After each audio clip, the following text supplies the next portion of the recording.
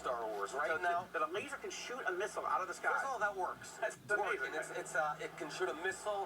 It can shoot a drone. It can shoot down rockets and mortars. It's done it. Wow. But that's only the first layer. That's the ground layer. Then we're gonna have. And now the U.S. wants to buy it. Yeah. But we're also gonna have in outer space, right? Out in space, we're gonna have lasers that can neutralize intercontinental ballistic missiles out of atmosphere because there's a vacuum there, so the laser beam remains strong. Yeah. We're going to do amazing things, but in medicine and in AI and all of that, Israel's going to be, I would call it the solution nation. We're going to bring solutions to the world's biggest problems while being strong. Coming up next on the Rosenberg Report, an Israeli soldier in southern Lebanon desecrates a statue of Jesus. Is the Israeli government taking it seriously? And what exactly should be done? Find out when the Rosenberg Report continues on TBN right after this break. Welcome back to the Rosenberg Report. I want to talk about one more topic that I mentioned at the top of the show that really bothers me. In the last few days, an Israeli soldier in southern Lebanon was photographed desecrating a statue, a Catholic statue of Jesus Christ.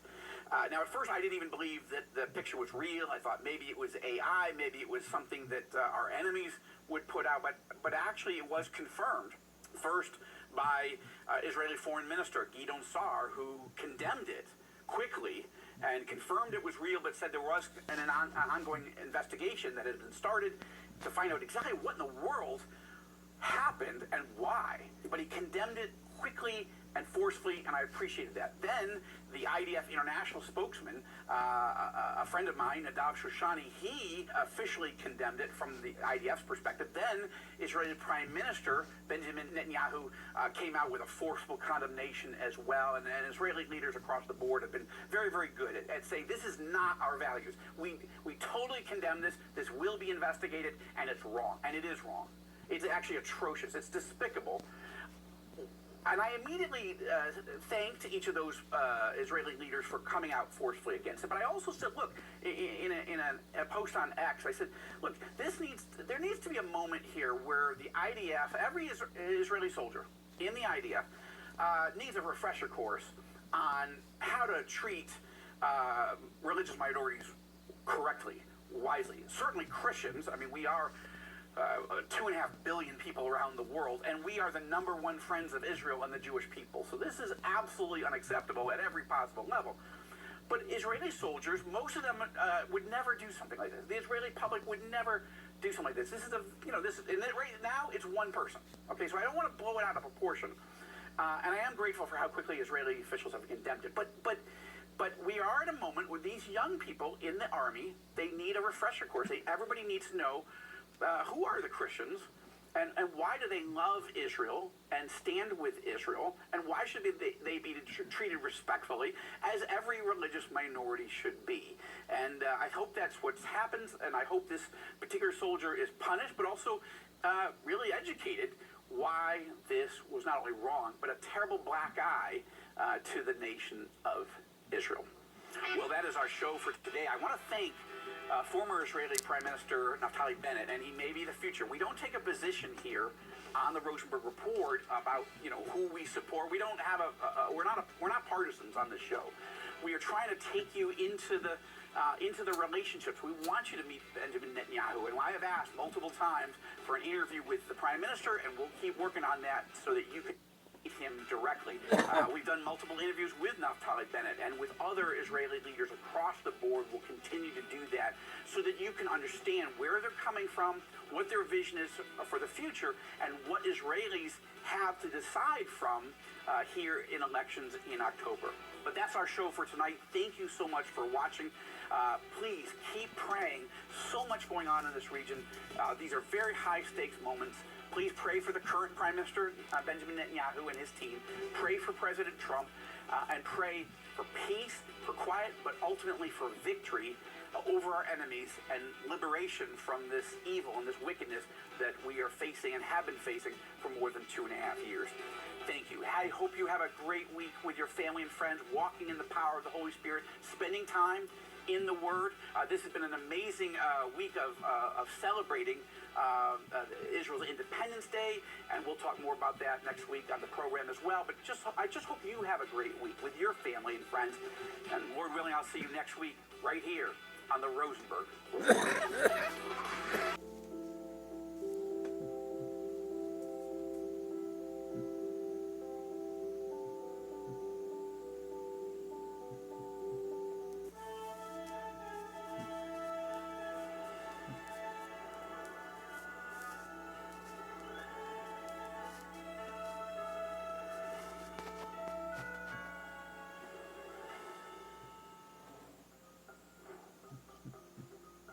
Welcome to China in Focus. To Meyer, our top story. A new report finds the U.S. has burned through a significant portion of some key munitions in the Iran conflict. Allies in Europe are now being told to expect delays in weapon shipments. Now the question is, does the U.S. have enough if a conflict breaks out between China and Taiwan? The White House says China is trying to steal American AI technology on an industrial scale. The hearing on Capitol Hill is focusing on Beijing's coordinated efforts to steal American technology across industries, costing the U.S. hundreds of billions of dollars. Hasn't the FBI described China's intellectual property theft as the largest transfer of wealth in human history?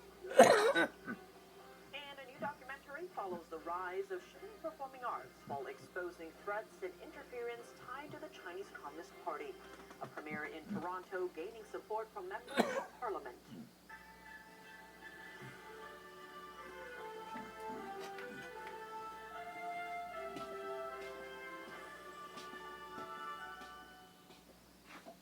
A new report published Tuesday finds the U.S. has burned through 50 to 80% of some key munitions, including Tomahawk and Patriot. The Ukraine war and the Iran conflict have both contributed to depleting U.S. munitions. But the report notes that despite shortages of key munitions, the U.S. still has enough to keep operations running. So the question now is, how does the U.S. rebuild its stockpiles? NTD's Flora Hua has the story. The U.S. had opened fire for 39 straight days on Iran before the ceasefire. It took a toll on already depleting key munitions amid continuous supplies to Ukraine. The report listed the estimated status of 7 key munitions based on Department of War documents. The most concerning is the Terminal High Altitude Area Defense Interceptor.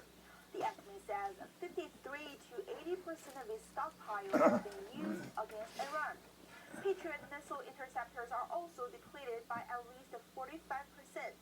It's worth noting that these munitions will take years for the U.S. to restock to pre-war levels. Take a closer look at this chart.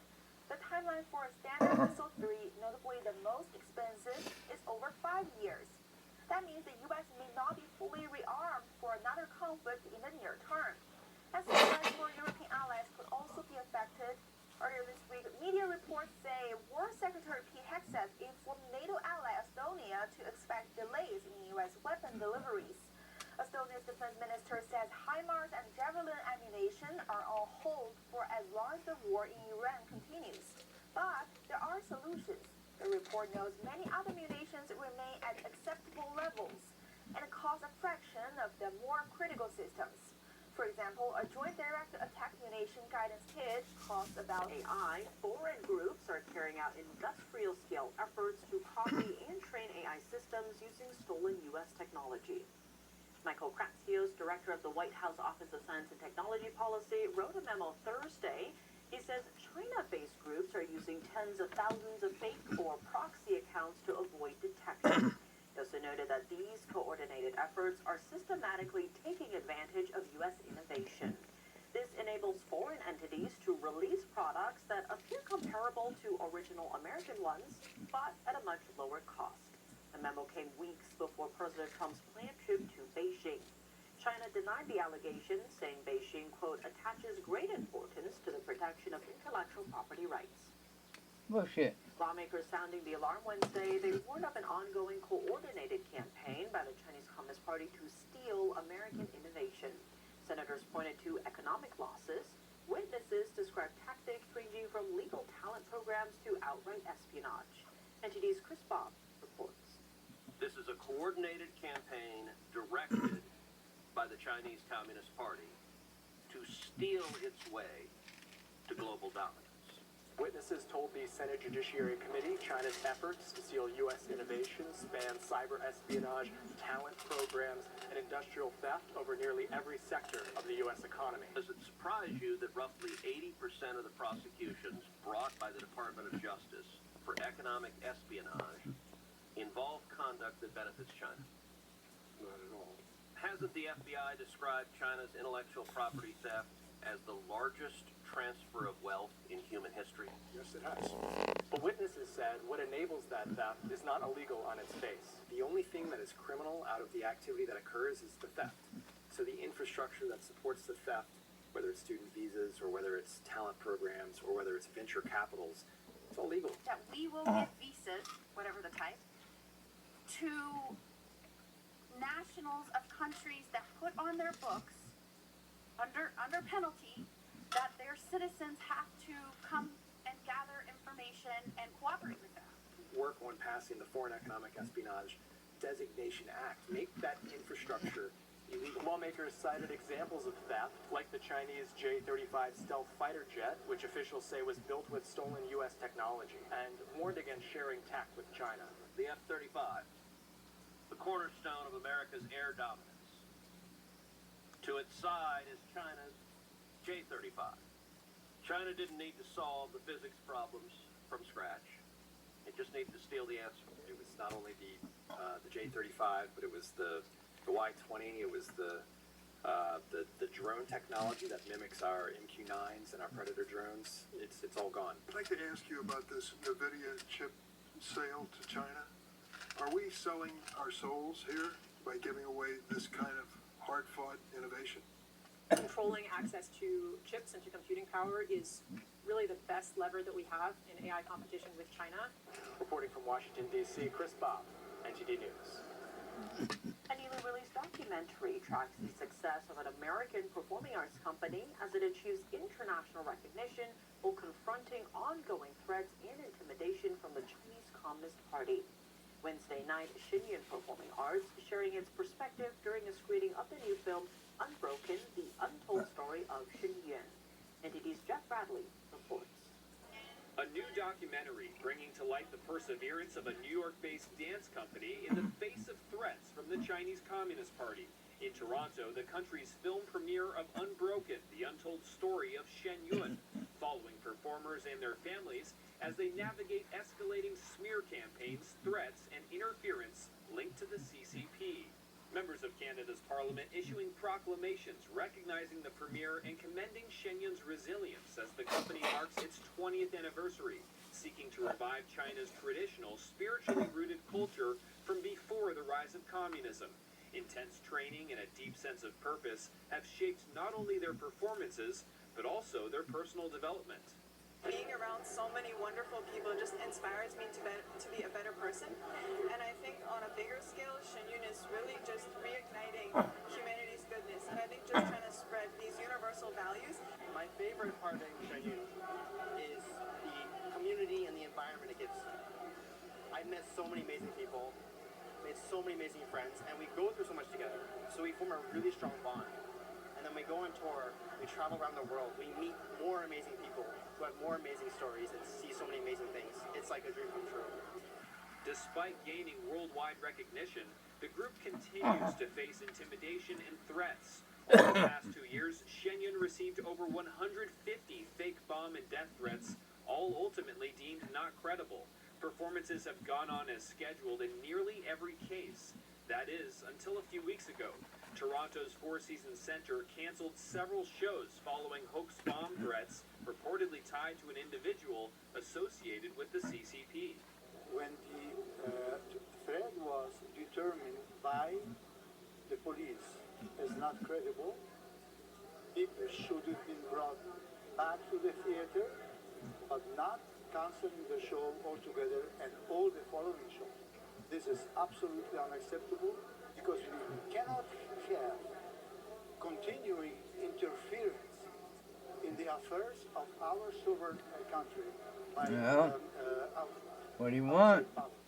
Meanwhile, the New York got us Times published a in series charge of over there in articles Canada. Shenyun over a I 6-month should span, say up alleging the there. company withheld medical care from injured dancers, but without ever interviewing their doctors.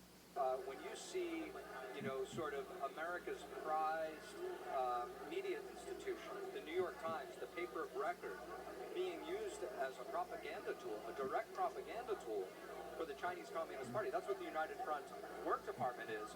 It starts to raise questions. Even with these challenges, the company has continued to expand its reach. This is not just a Shenyun story. It's an American story. It's a Canadian story.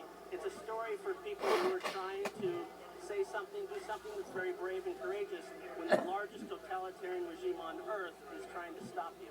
For NTD News, I'm Jack Bradley. Taiwan is pushing back after China publicly denied the existence of its president, a remark the island says makes Beijing's position unmistakably clear. Taiwanese officials on Thursday also warned against what they call illusions about China's stance toward the island. The Taiwan Affairs Office of China says that Taiwan has no president, and their Ministry of Foreign Affairs has said something similar. That shows their position is very clear. They just didn't spell it out so plainly in the past. The Taiwanese spokesperson also urged politicians not to hold what he described as unrealistic expectations about Beijing's policies. The comments come in response to a statement from Beijing on Wednesday.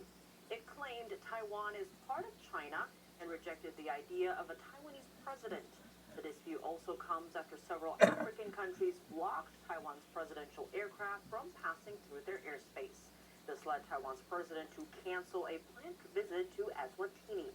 It is one of only 12 countries that still recognize Taiwan as independent.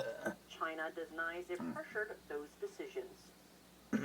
Coming up, members of the European Parliament raising concerns over the practice of forced organ harvesting in China. The groups being targeted include Uyghurs and Falun Gong practitioners. And how is China waging a war in the information space? An expert in irregular warfare joins us to unpack what's happening inside Taiwan and even here in America. More